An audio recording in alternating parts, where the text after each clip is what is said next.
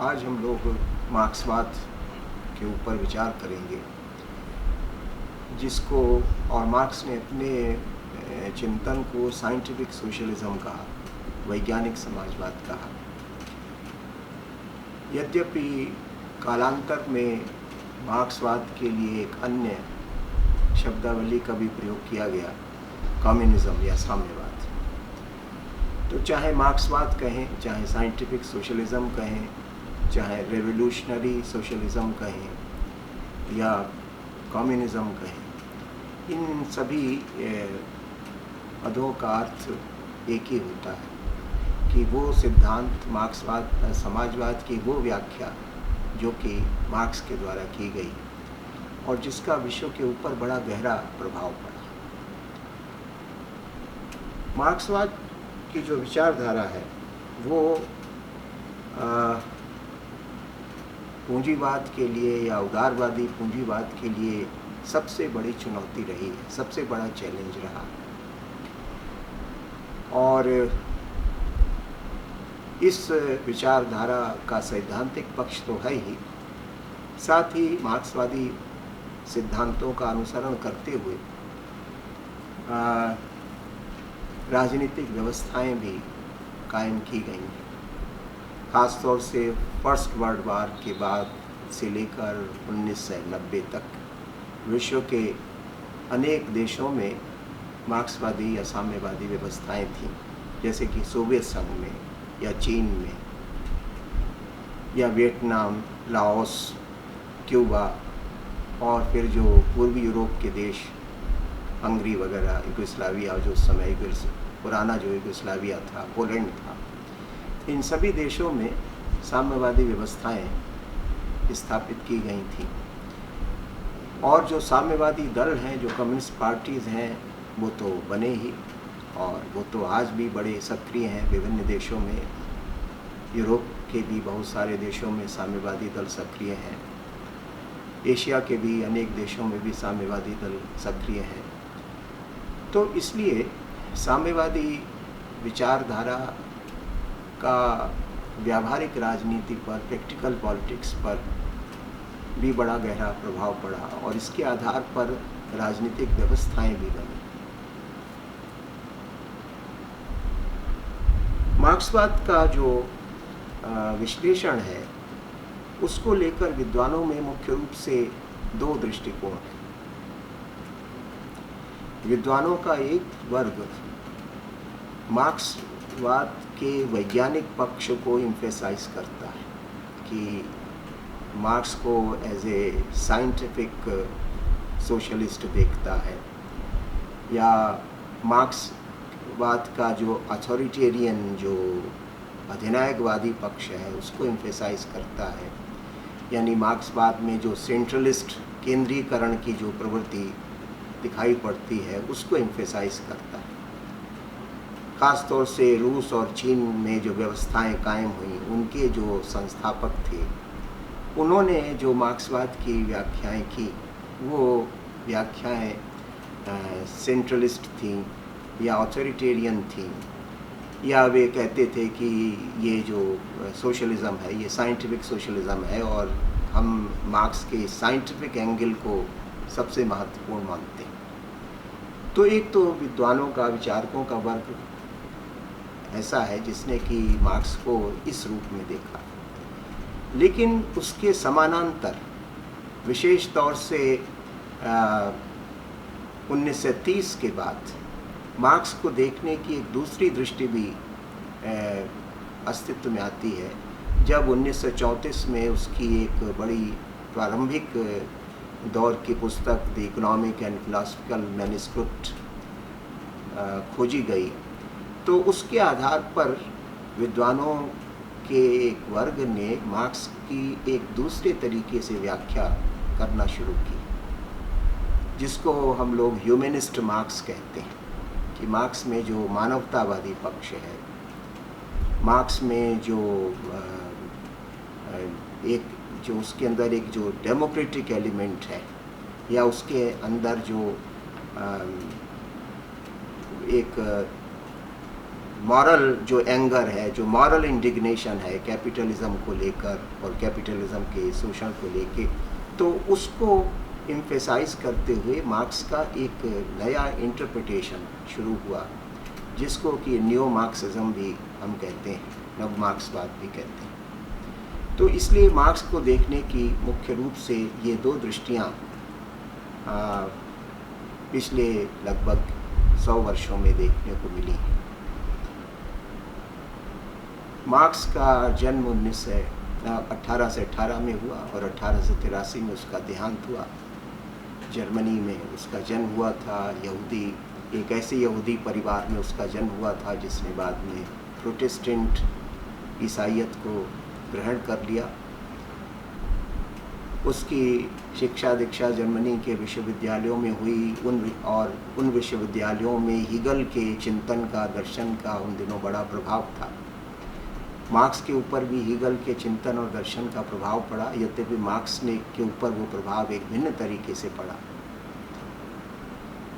फिर उसने निर्वासित जीवन व्यतीत किया, पहले फ्रांस में और उसके बाद उसका दूसरा जो निर्वासन का लंबा जीवन काल रहा, जहाँ एक प्रकार से वो सेटल हो गया इंग्लैंड में।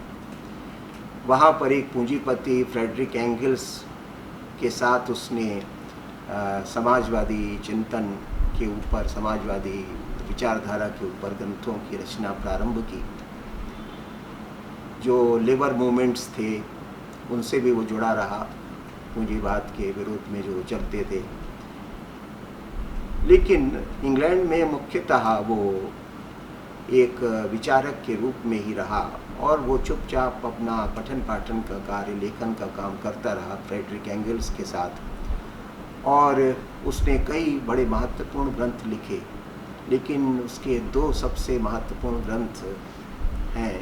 एक तो कम्युनिस्ट मैनिफेस्टो, जो कि एक छोटी पुस्तक है लेकिन जिसका विश्व व्यवस्था पर, विश्व राजनीति पर बड़ा गहरा प्रभाव पड़ा। और दूसरी कैपिटल, जो कि एक बड़ी पुस्तक है और जिसमें उसने पूंजीवादी समाज की विसंगतियों का, उसकी विद्रूपताओं का बड़ा सुंदर चित्रण किया। इसके अतिरिक्त भी उसके अनेक ग्रंथ हैं। 1883 में मार्क्स का देहांत हुआ। अब मार्क्स के विषय में जब हम विचार करते हैं तो कहाँ से शुरू करें, ये एक प्रश्न होता है। लेकिन सबसे अच्छा जो स्टार्टिंग पॉइंट रहेगा वो वही रहेगा जो कि उसकी युवावस्था की रचना, जो कि विश्व में बाद में बड़ी प्रसिद्ध हुई, जिसके आधार पर मार्क्स की व्याख्या भी बदली, the economic and philosophical manuscript, जिस पुस्तक को मार्क्स ने 26 वर्ष की अवस्था में लिख लिया था।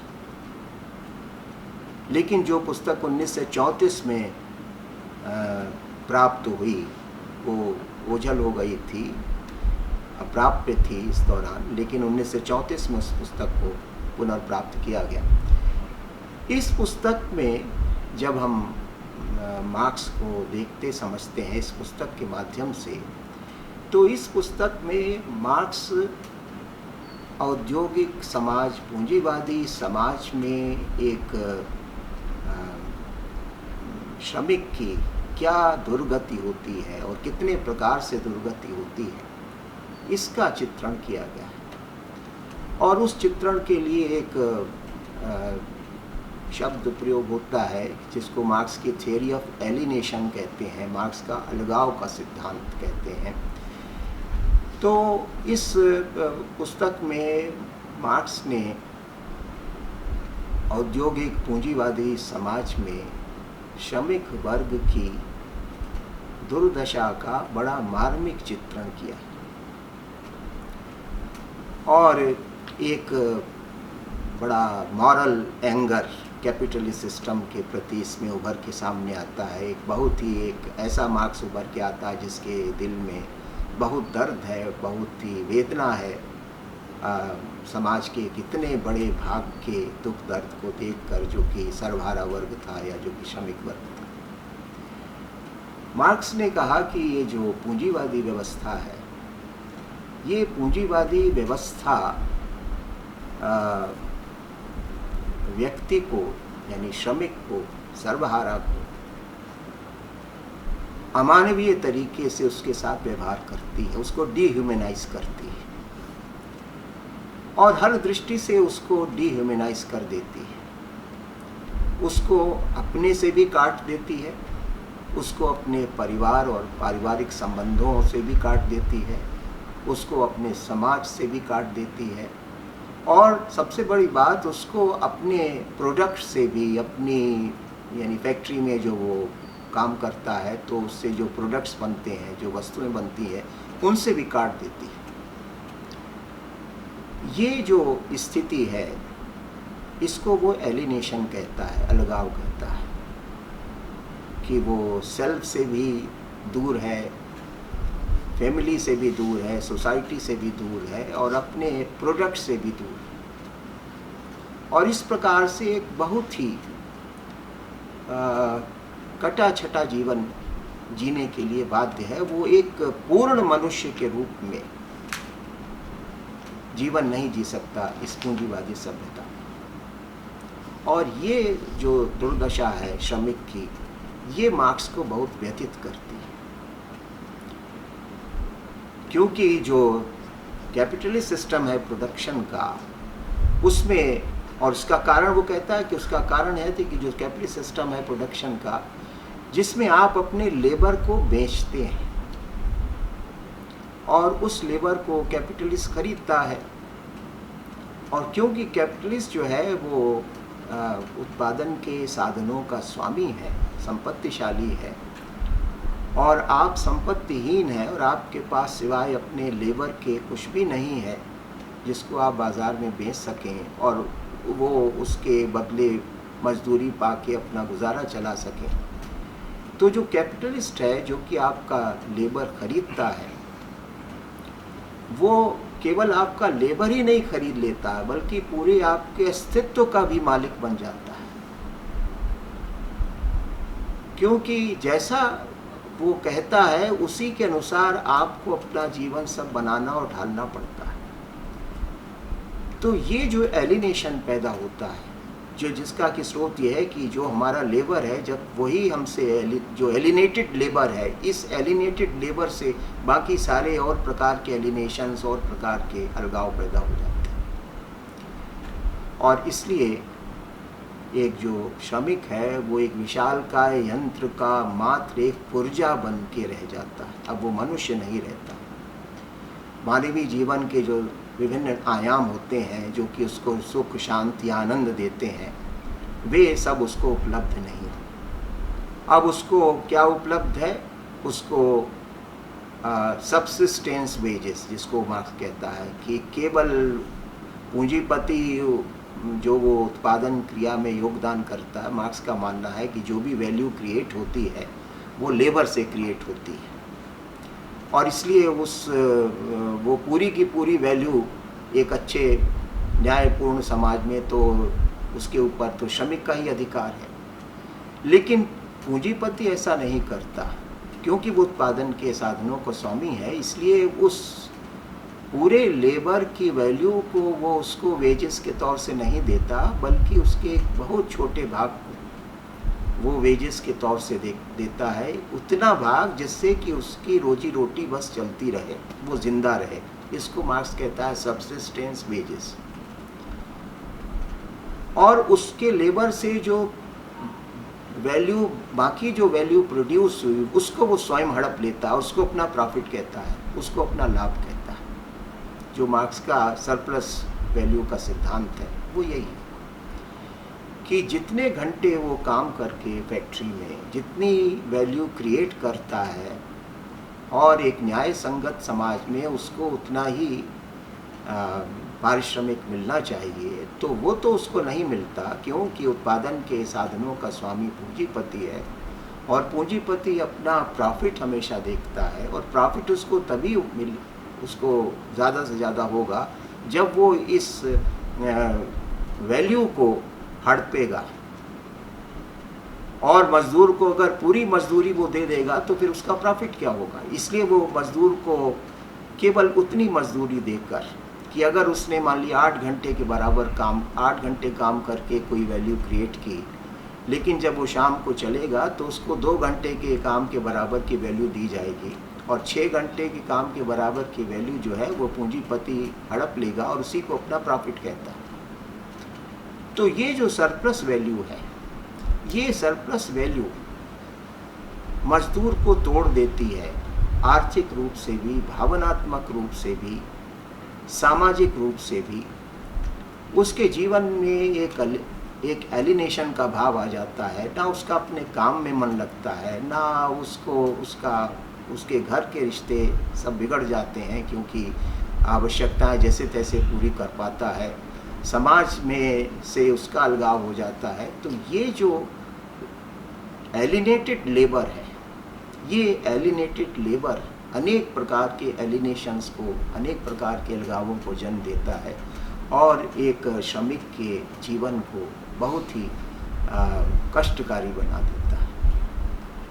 तो पूंजीवादी व्यवस्था इस प्रकार की व्यवस्था है और इसका चित्रण उसने इकोनॉमिक एंड फिलॉसफिकल मैन्युस्क्रिप्ट में किया, जिसमें मार्क्स का जो दर्द है, उसकी जो वेदना है मजदूरों के प्रति, वो झलक के सामने आती है। और इसलिए ये माना जाता है कि मार्क्स का जो ह्यूमनिज्म है वो यहाँ पर हमें दिखाई पड़ता है। अब ये जो स्थिति है, इसके लिए जिम्मेदार कौन है? सवाल ये है कि अगर ये स्थिति है तो इसके लिए जिम्मेदार ये है कि जो कैपिटलिज्म है, जो पूंजीवाद है, वो जब तक कायम रहेगा तब तक समाज में इसी प्रकार का विभाजन रहेगा कि एक तरफ एक माइनॉरिटी होगी, एक थोड़े से लोग होंगे जिनको वो बोर्जुआ कहता है या पूंजीपति कहता है, जिनके हाथ में सारे उत्पादन के संसाधन होंगे, समाज की सारी संपत्ति संसाधन उनके हाथ में होंगे, वो उनके मालिक होंगे। और दूसरी तरफ एक मेजॉरिटी होगी, एक बहुत बड़ा बहुसंख्यक वर्ग होगा जो कि संपत्तिहीन होगा, प्रॉपर्टी लेस होगा, जो कि केवल सब्सिस्टेंस वेजेस पर पलेगा। तो ये जो इसको वो कहता है कि ये समाज में दो क्लास, इंडस्ट्रियल सोसाइटी में समाज में एक क्लियर कट ये दो सोशल क्लासेस दिखाई पड़ते हैं, एक तरफ बोर्जुआ और दूसरी तरफ प्रोलेटेरिएट। और धीरे धीरे पूरा समाज इन्हीं दो वर्गों में बंट जाता है, जिसमें जो बोर्जुआ है वो थोड़े से लोग हैं और जो प्रोलेटेरिएट है वो बहुत बड़ी संख्या में। तो ये पूंजीवादी व्यवस्था इस प्रकार से क्लास डिवीज़न पैदा करती है, क्लास एक्सप्लॉयटेशन पर आधारित है। इसमें समाज का हित नहीं बल्कि जो पूंजीपति है उसका प्रॉफिट महत्वपूर्ण होता है, उसका लाभ महत्वपूर्ण होता है। और पूंजीपति इस प्रॉफिट को बढ़ाने के लिए सर्वहारा वर्ग का अधिक से अधिक शोषण करता रहता है। इसके लिए वो कभी कभी मैकेनाइजेशन का भी प्रयोग करता है, मशीनें लगा देता है जिससे कि लेबर वर्कर्स की कम ज़रूरत पड़े। और इसके कारण फिर वर्किंग क्लास की स्थिति और बदतर हो जाती है, क्योंकि फिर उनकी जो बार्गेनिंग कैपेसिटी है मैकेनाइजेशन के कारण, मशीनीकरण के कारण और कम हो जाती है। तो ये पूंजीवादी समाज में इस प्रकार से घोर तनाव, एक घोर असंतोष हमेशा व्याप्त रहता है सर्वहारा वर्ग और पूंजीपति वर्ग के बीच में, बोर्जुआ वर्ग के बीच में। ये पूंजीवादी समाज की विशेषता है। मार्क्स ने कैपिटल में इस कैपिटलिस्ट सोसाइटी के जो कॉन्ट्रडिक्शंस होते हैं, जो इसकी प्रॉब्लम्स होती हैं, उनका बड़ा मार्मिक और बड़ा विस्तृत चित्रण किया।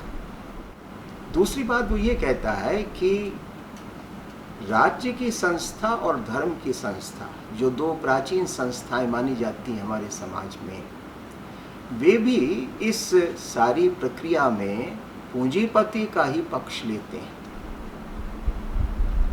ये एक और पूंजीवादी प्रणाली की एक विसंगति है कि जो कैपिटलिस्ट है वो तो एक्सप्लॉइट करता ही है। कैपिटलिस्ट के द्वारा एक्सप्लॉइटेशन किए जाने में स्टेट उनको सपोर्ट करता है और रिलीजन उनको सपोर्ट करता है।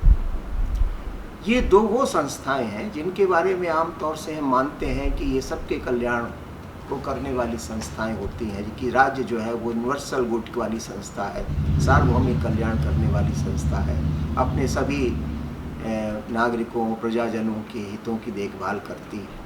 या इसी तरह से धर्म के विषय में हम ये मानते हैं कि धर्म जो है वो सबके कल्याण का साधन होता है। लेकिन मार्क्स ऐसा नहीं मानता। मार्क्स कहता है कि ये दोनों संस्थाएं पूंजीपतियों के टूल्स होती हैं, पूंजीपतियों के हाथ में उपकरण होती हैं जिनके द्वारा वो अपने शोषण को स्टेबलाइज करता है, स्ट्रेंथन करता है और उसका शोषण लंबे समय तक चलता रहता है। इसलिए राज्य को वो यूनिवर्सल इंस्टीट्यूशन नहीं मानता बल्कि क्लास इंस्टीट्यूशन मानता है, वर्गीय संस्था है। राज्य पूंजीपतियों के हितों का संवर्धन करने वाली संस्था है। Executive committee of the bourgeois, जैसा उसने कहा कि पूंजीपति वर्ग की कार्यकारिणी परिषद है। पूंजीपति वर्ग के जो हित हैं उनको कैसे प्रमोट किया जाए, और अगर वर्किंग क्लास की तरफ से कोई उसमें बाधा डाली जाती है जैसे स्ट्राइक के द्वारा या प्रोटेस्ट के द्वारा, तो उसमें वो पूंजीपति वर्ग को प्रोटेक्ट करता है और जो श्रमिक वर्ग है, जो सर्वहारा वर्ग है, उसके ऊपर दमन उत्पीड़न करता है, उनको कंट्रोल करता है, उनको रोकता है ऐसा करने से।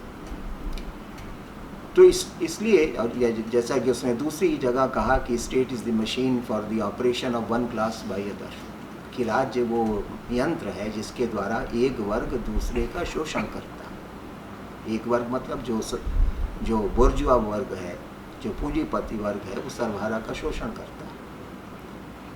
तो इसलिए स्टेट जो है वो कोई यूनिवर्सल इंस्टीट्यूशन नहीं है, सबका हित करने वाली संस्था नहीं, एक क्लास इंस्टीट्यूशन है। वो बोर्जुआ का एक टूल है, और जब वो स्टेट शब्द का प्रयोग करता है तो इसमें पुलिस को, आर्मी को, सेना को, ब्यूरोक्रेसी को, जो स्पाइंग सिस्टम है, जो जासूसी का तंत्र है उसको, जो व्यवस्थापिका है उसको, जो न्यायपालिका है उसको, सबको शामिल करता है कि सब जितना भी स्टेट का अपैरेटस है, ये जितना भी राज्य का तंत्र है, ये सब राज्य का तंत्र केवल और केवल पूंजीपतियों के हित में काम करता है और मजदूरों के विरुद्ध काम करता है। इसलिए राज्य से मजदूरों को कोई सपोर्ट नहीं मिलता। जितना बड़ा शोषक पूंजीपति वर्ग उनका है, उतना ही बड़ा शोषक राज्य भी उनका है। क्यों? क्योंकि वो पूंजीपति वर्ग को सहायता देता है, शक्ति देता है। और इसी तरह से एक दूसरी संस्था जिसके विषय में हम ये मानते हैं कि वो हर मनुष्य के कल्याण की चिंता करती है, धर्म की संस्था। तो मार्क्स कहता है कि धर्म भी एक उपकरण है पूंजीपति वर्ग के हाथ में सर्वहारा वर्ग के शोषण का। जैसे एक टूल स्टेट है, उसी तरह से दूसरा टूल जो है वो रिलीजन। रिलीजन जो है वो पूंजीपति, वो सर्वहारा वर्ग को परलोक की ओर उनका ध्यान बटा के पूंजीपति वर्ग का काम आसान करता है। क्योंकि धर्म उनको सिखाता है कि जो भी इस जन्म की हमारी स्थिति है, हम सुख में हैं या दुख में हैं, इसके लिए हमारे अपने कर्म ही उत्तरदायी हैं, और इसलिए हम अपनी दुर्दशा के लिए पूंजीपति वर्ग को दोषी नहीं मान सकते। कुछ हमारे ऐसे कर्म रहे हैं जिसके कारण हमको इस प्रकार का जीवन मिला है। ये जो हमारी दुर्दशा है ईश्वर का कोप है, ईश्वर का दंड है, और इसलिए इस दंड को हमें चुपचाप स्वीकार करना चाहिए। और अगर हम अपनी इस दुर्दशा को स्वीकार कर लेंगे तो परलोक में जाकर हमारा कल्याण होगा या अगले जन्म में हमारा कल्याण होगा। तो इस प्रकार एक अदर वर्ल्डली व्यू पॉइंट के द्वारा परलोक का भय दिखाकर या परलोक का लालच दिखाकर वो सर्वहारा वर्ग को ये समझाने का प्रयास करता है कि उनकी दुर्गति के कारण वे स्वयं, इसके लिए पूंजीपति या पूंजीवादी व्यवस्था उत्तरदायी नहीं। जैसे कि मार्क्स ने कहा कि जो धर्म है वो अफीम है जनता की, ओपियम ऑफ द मासेस। तो ओपियम से मतलब ये है कि जैसे अफीम खाकर आप अपनी वस्तु स्थिति से, वर्तमान स्थिति से बिल्कुल बेखबर हो जाते हैं और एक कल्पना लोक में भ्रमण करने लगते हैं, वही धर्म करता है कि ये आपको वर्तमान दुर्दशा से विमुख कर देता है। वर्तमान दुर्दशा का क्या कारण है, इसके लिए कौन उत्तरदायी है, इन सब प्रश्नों से आपको आपका ध्यान हटा देता है और आपको एक दूसरे लोक का चिंतन करने या दूसरे लोक में अपने जीवन को सुधारने की जो कल्पनाएं हैं वो आपको प्रदान करता है। तो इसलिए वो कहता है कि जो रिलीजन है वो एक तरह से ओपियम का काम करता है। तो स्टेट और रिलीजन ये बोर्जुआ के साथ एकॉम्प्लिसेस का काम करते हैं, यानी उन शोषण में उसके सहभागी हैं। They are the partners in the exploitation of the working class, ऐसा मार्क्स का मानना है। तो ये एक दृष्टिकोण मार्क्स ने राज्य और धर्म के विषय में एक बिल्कुल भिन्न दृष्टिकोण, जो कि परंपरागत चिंतन में जिस प्रकार से राज्य को देखा गया है, जिस प्रकार से धर्म को देखा गया, उससे नितांत भिन्न दृष्टि से मार्क्स राज्य और धर्म को देखता है। अब ये प्रश्न है कि जिस परिस्थितियों में मनुष्य रह रहा है पूंजीवादी समाज में, उन परिस्थितियों के लिए के ऊपर जब मनुष्य विचार करता है तो एक दूसरा प्रश्न उपस्थित होता है, जिसको मार्क्स कहता है कि जो किसी भी समाज में जो इकोनॉमिक फोर्सेस होती हैं, जो मटेरियल फोर्सेस होती हैं, उनकी बड़ी निर्णायक भूमिका होती है समाज की रचना करने में, जिसको इकोनॉमिक डिटर्मिनिज्म का सिद्धांत माना जाता है, आर्थिक नियतिवाद का सिद्धांत माना जाता है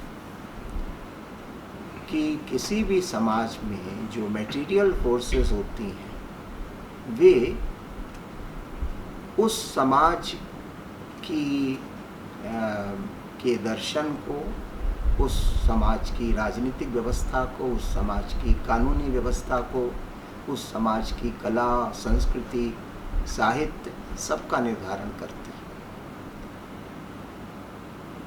यानी मार्क्स ने ये माना कि पूंजीवादी समाज में जो ये प्रॉपर्टी रिलेशंस हैं इनइक्वलिटी के, कि सर्वहारा वर्ग के हाथ में कुछ नहीं, लेकिन पूंजीपति जो है वो सर्वशक्ति संपन्न है, उसके पास आर्थिक शक्ति भी है, उसके पास राजनीतिक शक्ति भी है, उसके पास वैचारिक शक्ति भी है, जो कला है, संस्कृति है, साहित्य है, सब कुछ उसी के पक्ष में रचा और लिखा जाता है। तो इसका कारण ये है कि जिसके पास आर्थिक शक्तियाँ होती हैं उसी के पास दूसरे प्रकार की शक्तियाँ भी सहज रूप से आ जाती हैं। इसको आधार और अधिरचना का सिद्धांत भी कहते हैं, सब स्ट्रक्चर और सुपर स्ट्रक्चर, कि जिस प्रकार का सब स्ट्रक्चर होता है, आधार होता है, उसी प्रकार की संरचनाएं भी बनती हैं।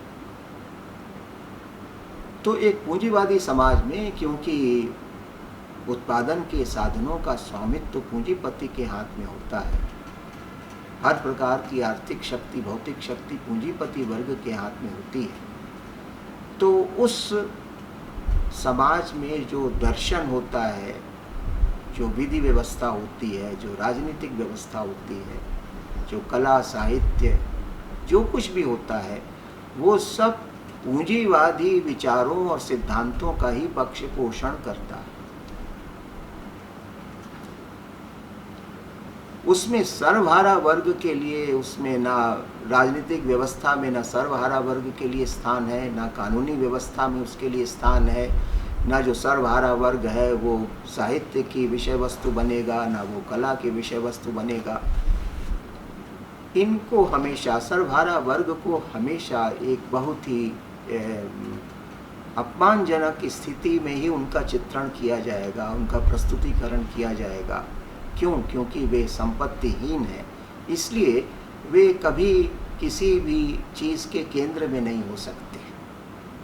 ना वो साहित्य के केंद्र में होंगे, ना वो कला के केंद्र में होंगे, ना वो राजनीति के केंद्र में होंगे, ना विधि प्रणाली उनके पक्ष में होगी, ना दर्शन और चिंतन उनके पक्ष में होगा। तो इसलिए मार्क्स का ये जो आर्थिक नियतिवाद का सिद्धांत है, इकोनॉमिक डिटर्मिनिज्म का सिद्धांत है, ये इस बात को रेखांकित करता है कि जो भौतिक आर्थिक शक्तियाँ होती हैं वही समाज की रचना करती हैं। जिस प्रकार की ये भौतिक आर्थिक शक्तियाँ होती हैं या जिसके हाथ में ये भौतिक आर्थिक शक्तियाँ होती हैं, उसी के अनुकूल समाज का सृजन होता है।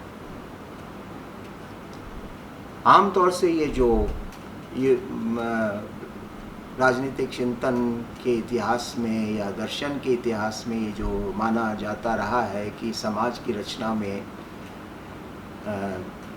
विचारों का बहुत बड़ा योगदान होता है, आइडियाज़ बहुत बड़ा रोल प्ले करते हैं, आइडिया डिटरमिन करते हैं, विचारों में बड़ी शक्ति होती है और विचार के अनुसार व्यवस्थाएं बनती हैं, समाज बनते हैं।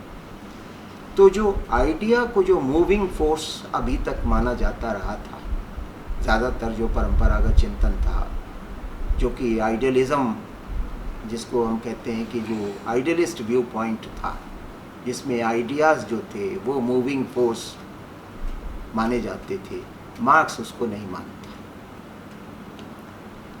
मार्क्स ये मानता है कि जीवन व्यक्ति के विचारों का निर्धारण उसकी भौतिक परिस्थितियों के आधार पर होता है।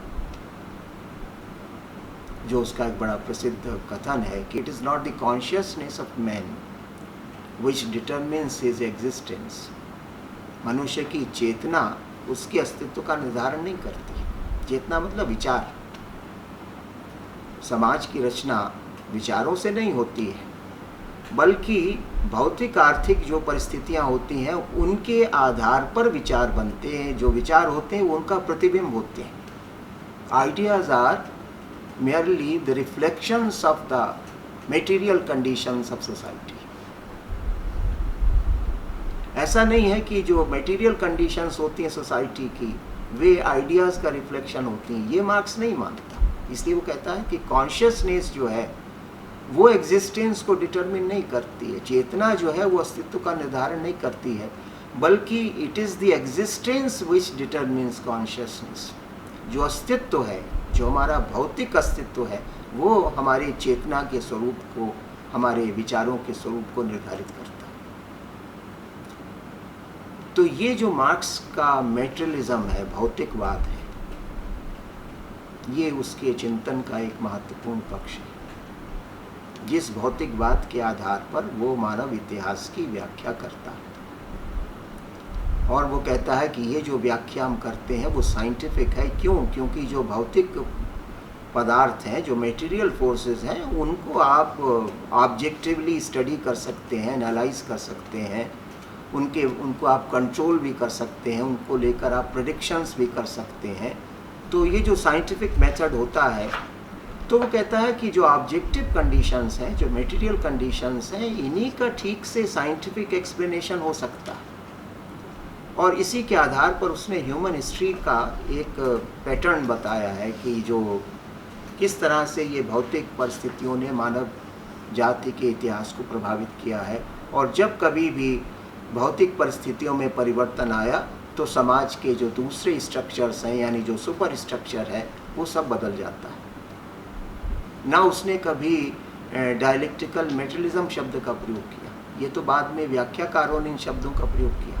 मार्क्स ने स्वयं किसी रचना में इस प्रकार की शब्दावली का प्रयोग नहीं किया है, लेकिन जो मार्क्स के ऊपर जो व्याख्याकार हैं, जो कमेंटेटर्स हैं, जो स्कॉलर्स हैं, वो कहते हैं कि मार्क्स जो है वो मेटेरियलिस्ट है, और इस मेटेरियलिज्म के आधार पर वो जो ह्यूमन हिस्ट्री का इंटरप्रिटेशन करता है, एक्सप्लेनेशन करता है, जो इकोनॉमिक इंटरप्रिटेशन करता है या जो मेटीरियलिस्ट इंटरप्रिटेशन करता है, तो वो कहता है कि ये इंटरप्रिटेशन साइंटिफिक है, क्योंकि मेटीरियल कंडीशंस को स्टडी किया जा सकता है, उनके बारे में फैक्ट्स इकट्ठे किए जा सकते हैं, उनका ऑब्जर्वेशंस किया जा सकता है, उनकी एनालिसिस की जा सकती है, उनको कंट्रोल भी किया जा सकता है काफ़ी एक्सटेंट तक, उनके बारे में उनको लेकर कुछ आगे के ट्रेंड्स को प्रेडिक्ट भी किया जा सकता है। तो इसलिए उसने मानव इतिहास की एक भौतिकवादी व्याख्या की है, उसने एक मेटेरियलिस्ट इंटरप्रिटेशन हिस्ट्री का किया। और वो क्या किया है कि किस तरह से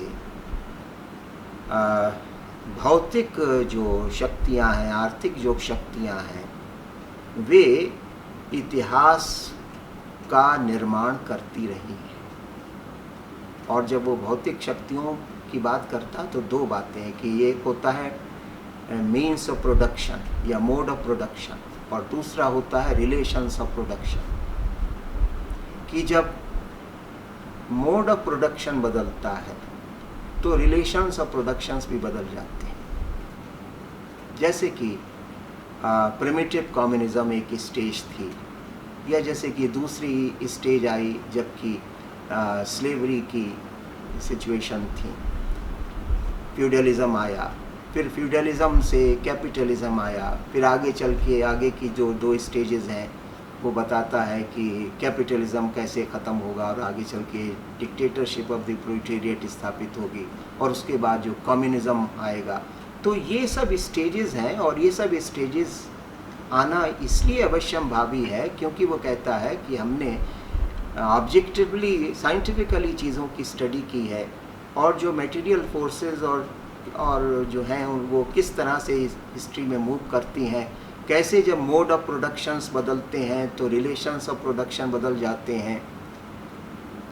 जो हैंड मिल है उसका एक प्रकार का समाज होगा, जो स्टीम मिल है उसका समाज दूसरे प्रकार का होगा।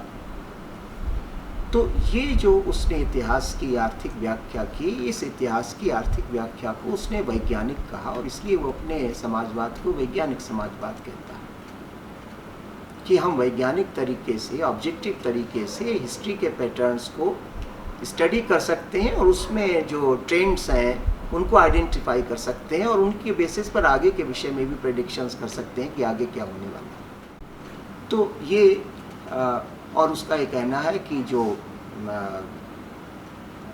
ये जो इतिहास है वो संघर्ष से आगे बढ़ता है, स्ट्रगल से आगे बढ़ता है। क्लास स्ट्रगल जो है वो इतिहास को आगे बढ़ाने का काम करती है, वर्गों का संघर्ष, संपत्तिवान संपत्तिहीन वर्गों, दो ही वो कहता है समाज में मुख्य वर्ग दो ही होते हैं, बाकी वर्गों को उसने कोई विशेष स्थान नहीं दिया,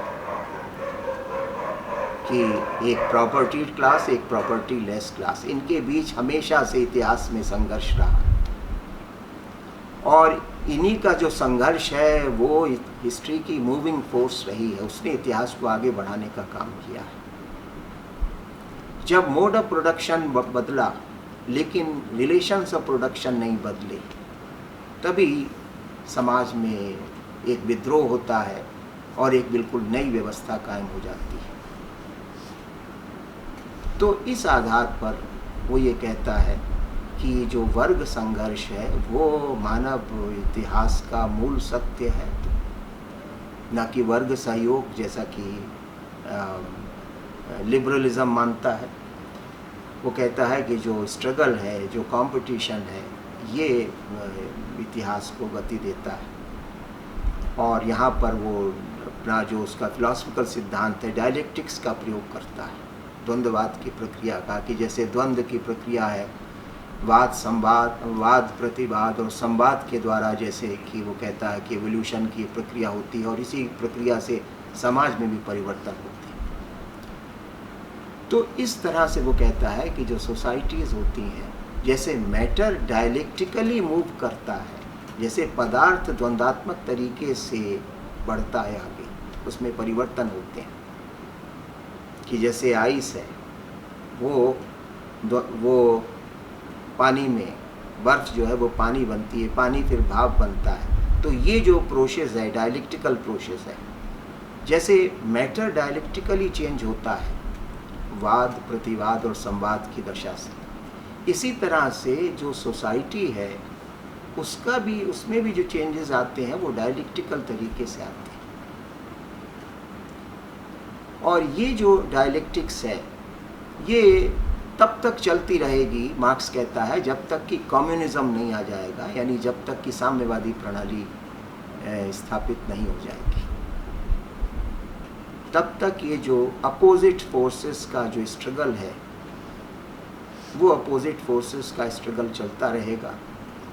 पूंजीवादी समाज में जो स्ट्रगल है वो सर्वहारा और पूंजीपति वर्ग के बीच में है। और मार्क्स कहता है कि अब ये वो स्थिति आ गई है कि जो पूंजीपति वर्ग है उसका शोषण, अत्याचार अपनी चरम सीमा पर पहुंच चुके हैं इंडस्ट्रियल सोसाइटी में। लेकिन साथ साथ जो वर्किंग क्लास है उसका नंबर भी बहुत बड़ा है, उनका संगठन भी बहुत बड़ा है, उनकी पीड़ा और वेदना भी बहुत बड़ी है। तो अब एक विस्फोट की स्थिति आने वाली है, एक एक्सप्लोजन होने वाला है। क्योंकि जो मोड ऑफ प्रोडक्शन है, जो प्रोडक्टिव फोर्सेस हैं सोसाइटी की, बहुत सारी वेल्थ क्रिएट हो रही है, लेकिन जो लोग वेल्थ को क्रिएट कर रहे हैं वो उससे वंचित हैं। क्योंकि मार्क्स मानता है कि जो भी वैल्यू क्रिएट होती है वो लेबर के कारण क्रिएट होती है। बहुत ही दोषपूर्ण दृष्टिकोण है, लेकिन मार्क्स ऐसा मानता है कि जो वैल्यू जो है उसका सोर्स लेबर होता है। तो वैल्यू तो बहुत क्रिएट हो रही है क्योंकि पूंजीपति खूब काम कर रहा है, उससे खूब काम लिया जा रहा है। लेकिन वो सारी वैल्यू जो कि वर्किंग क्लास को मिलती वो नहीं मिल रही है, उसको सब हड़प रहा है बोर्जुआ क्लास, अपनी शक्ति के कारण, राज्य की शक्ति के सहयोग के कारण, उत्पादन के साधनों का स्वामी होने के कारण। तो ये बड़ी अन्यायपूर्ण स्थिति है, अप्राकृतिक स्थिति है, नेचुरल कंडीशन है कि जो मोड ऑफ प्रोडक्शन है वो, उसमें जो वेल्थ क्रिएट हो रही है उसके जो उस वेल्थ का जो राइटफुल लेजिटिमेट ओनर है उसको वो नहीं मिल रही है, बल्कि वो एक ऐसे वर्ग को मिल रही है जिसका कोई योगदान नहीं उस वेल्थ के क्रिएशन। मार्क्स ऐसा मानता है। तो ये जो डायलेक्ट्रिकल स्ट्रगल है वो बोर्जुआ और प्रोलेटेरिएट के बीच है, तो उग्र होता ही जाएगा। और मजदूर वर्ग भी बहुत दिन चुपचाप सहता रहा, लेकिन अब वो संगठित हो गया है, उसको अपने शोषण का एहसास हो गया है। तो अब ये रिलेशंस ऑफ प्रोडक्शन वो चेंज करके ही रहेगा, यानी पूंजीपति वर्ग का वो नाश करके ही रहेगा कि इस वेल्थ का जो राइटफुल क्लेमेंट है उसको ये वेल्थ मिलनी चाहिए, जिसका कि मतलब है कि अब पूंजीवाद को तो नष्ट होना ही है। तो उसके लिए वो एक स्ट्रेटजी भी देता है, और वो स्ट्रेटजी उसकी थियरी ऑफ रेवोल्यूशन है कि एक क्रांति होगी, विश्वव्यापी क्रांति होगी, और उस क्रांति के द्वारा पूंजीवाद का नाश होगा और सर्वहारा की विजय होगी। उसको ऐसा विश्वास है, वो साइंटिफिक मेथड को मानने वाला है, तो वो प्रेडिक्शन भी करता है कि अब ऐसा होने वाला है कि एक वर्ल्ड वाइड रेवोल्यूशन होगी, वायलेंट रेवोल्यूशन होगी, ब्लडी रेवोल्यूशन होगी, निर्ममता से पूंजीवाद के ऊपर प्रहार किया जाएगा, पूंजीवादी समाज का एक भी अवशेष बच नहीं पाएगा। इतनी भयंकर क्रांति होगी, मार्क्स कहता है, कि सारी दुनिया थर्रा उठेगी, कांप जाएगी। और ये ज़रूरी भी है, क्योंकि जैसा वो कहता है कि बिना क्रांति के किसी नए समाज का जन्म नहीं होता। जैसे प्रसव पीड़ा के बिना माँ शिशु को जन्म नहीं दे सकती, उसी तरह से बिना क्रांति के, बिना हिंसा के, बिना रक्तपात के एक नए समाज का जन्म नहीं हो सकता। इसलिए वो रेवोल्यूशन को आवश्यक मानता है। Force is the midwife of every old society pregnant with the new, ऐसा मार्क्स मानता कि एक पुराने समाज से नए समाज का गर्भ बिना क्रांति के, बिना रक्तपात के हो ही नहीं सकता। इसलिए वो मजदूरों से आह्वान करता है कि हम सब लोग इकट्ठे हो जाएं, एक हो जाएं और पूंजीवाद को खाट फेंकने के लिए पूरा प्रयास करें। तो वो एक थ्योरी ऑफ रेवोल्यूशन भी देता है। हालांकि यहाँ पर ये भी है कि मार्क्स ने का एक भाषण है जिसमें उसने ये कहा है कि नहीं, रेवोल्यूशन वैसे तो आवश्यक है, लेकिन कुछ देशों में उनकी प्रकृति के अनुसार शांतिपूर्ण परिवर्तन भी हो सकते हैं। जैसे कि उसने उल्लेख किया कि जैसे इंग्लैंड में, अमेरिका में या हॉलैंड में, क्योंकि हॉलैंड में वो स्पीच ये दे रहा था, शायद 1872 की बात है। तो उसने कहा कि ये 2-3 देश ऐसे हैं कि जिनकी प्रकृति इस प्रकार की है कि शायद वहाँ पर पूंजीवाद शांतिपूर्ण तरीके से समाप्त हो जाए और सर्वहारा का शासन स्थापित हो जाए, वहाँ क्रांति की आवश्यकता शायद न पड़े, ऐसा उसने कहा है एक बार। लेकिन वो ये मानता है कि अगर हमको विश्वव्यापी स्तर पर पूंजीवाद को नष्ट करना है तो बिना हिंसा, रक्तपात और क्रांति के ये कार्य संभव नहीं। इसलिए मार्क्स रेवोल्यूशन के बिना नए समाज की, यानी समाजवादी समाज की स्थापना को असंभव मानता है। क्रांति के बाद जो समाज स्थापित होगा वो समाज,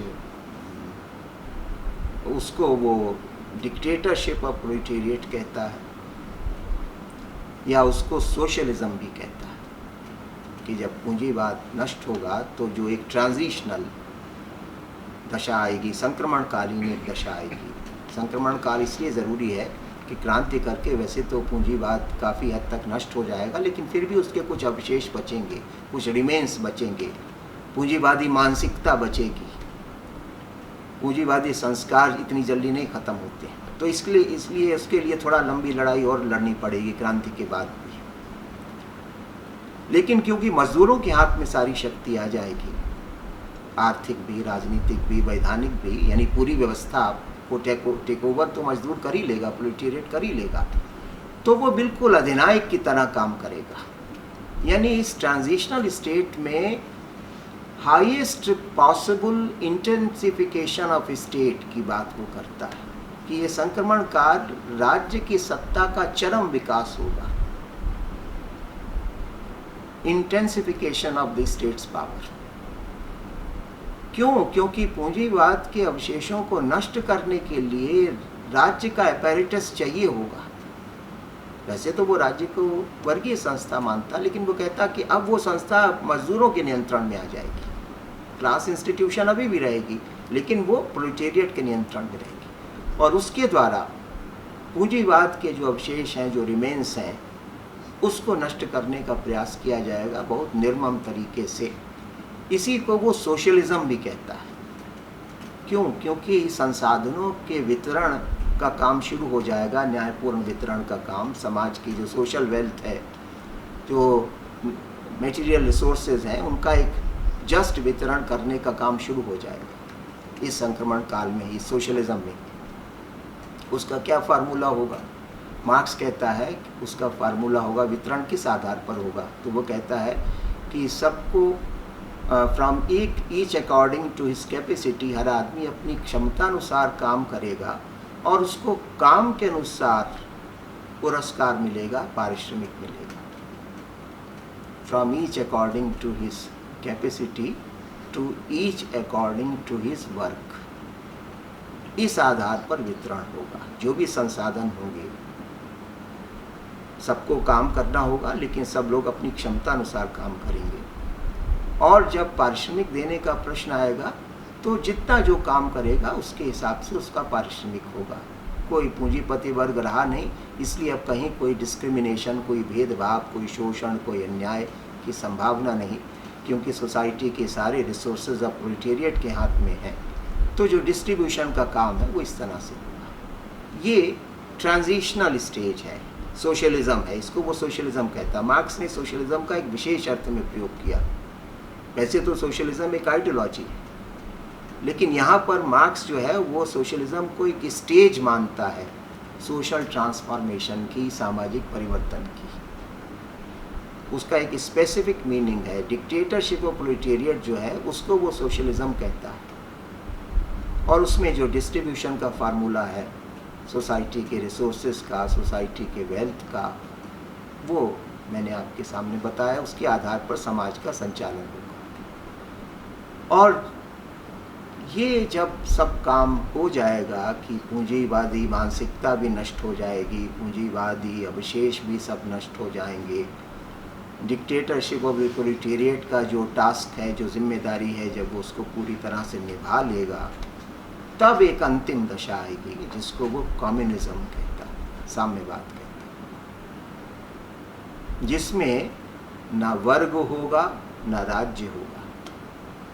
क्योंकि राज्य, वर्ग खत्म हो जाएंगे तो राज्य भी खत्म हो जाएगा। राज्य तो इसलिए है क्योंकि वर्ग है, क्लास है, इसलिए स्टेट है।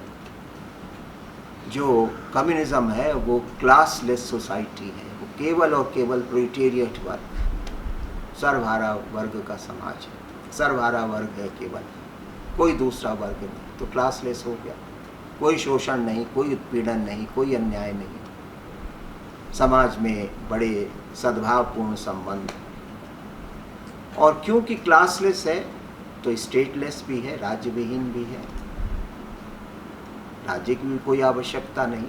यानी मार्क्स भी एक अर्थ में एनार्किस्ट भी है, अराजकतावादी भी है, कि जो फाइनल स्टेज है वो स्टेटलेसनेस की है, राज्य विहीनता की, कि राज्य की कोई आवश्यकता नहीं। क्योंकि राज्य की आवश्यकता तो दमन उत्पीड़न के लिए थी, पूंजीपति वर्ग को थी।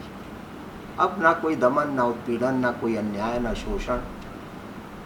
समाज में जो प्रोडक्टिव फोर्सेस हैं वो ऑप्टिमल लेवल पर, अधिकतम लेवल पर काम कर रही हैं, खूब प्रचुरता है, संपन्नता है, किसी तरह का कोई अभाव नहीं। तो ऐसी स्थिति में वितरण का फार्मूला भी बदल जाएगा। जो सोशलिज्म में डिस्ट्रीब्यूशन का फार्मूला है वो कम्युनिज्म का नहीं रहेगा, क्योंकि प्रचुरता है, आप जितना चाहें अपनी आवश्यकताओं के लिए ले लीजिए, कोई पाबंदी नहीं। तो कम्युनिज्म का सूत्र है from each according to his capacity to each according to his need. क्षमता अनुसार काम करिए, लेकिन आपको आपकी आवश्यकता अनुसार पारिश्रमिक मिलेगा, नीड के अनुसार, वर्ग के अनुसार नहीं, नीड के अनुसार। क्यों? क्योंकि इतनी प्रॉस्पेरिटी आ गई। जो प्रोडक्टिव फोर्सेस हैं उनके पूरी तरह प्रकट होने में पूंजीपति बाधक था। पूंजीवाद में भी कोई प्रॉस्पेरिटी कम थोड़ा न थी, लेकिन उस प्रॉस्पेरिटी को सब तक पहुंचाने में पूंजीपति बाधक था, पूंजीवाद बाधक था। अब जबकि पूंजीपति या पूंजीवाद नहीं रहा तो प्रोडक्टिव फोर्सेस को फुल प्ले मिल रहा है, उनको पूरी तरह से वे अपना काम कर रही हैं, समाज में हर चीज़ प्रचुरता में उपलब्ध है।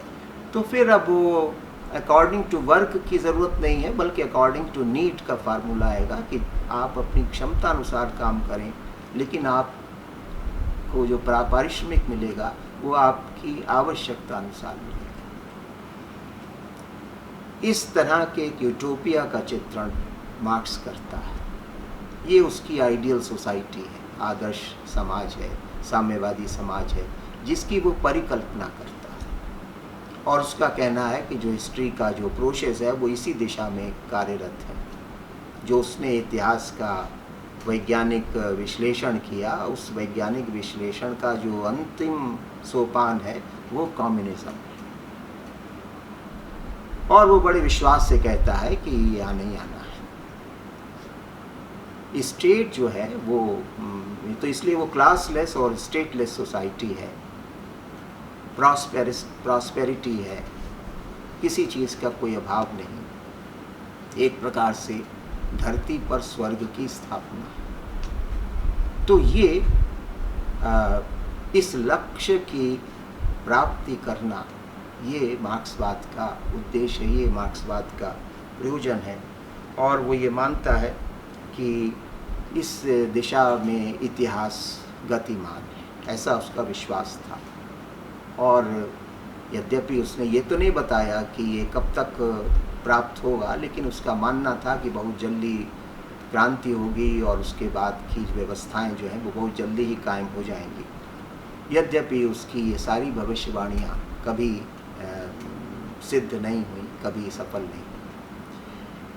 तो संक्षेप में ये मार्क्सवादी सिद्धांत, ये मार्क्सिज्म है, उसकी कुछ मूल मान्यताएं इस प्रकार से प्रतिपादित की जा सकती हैं।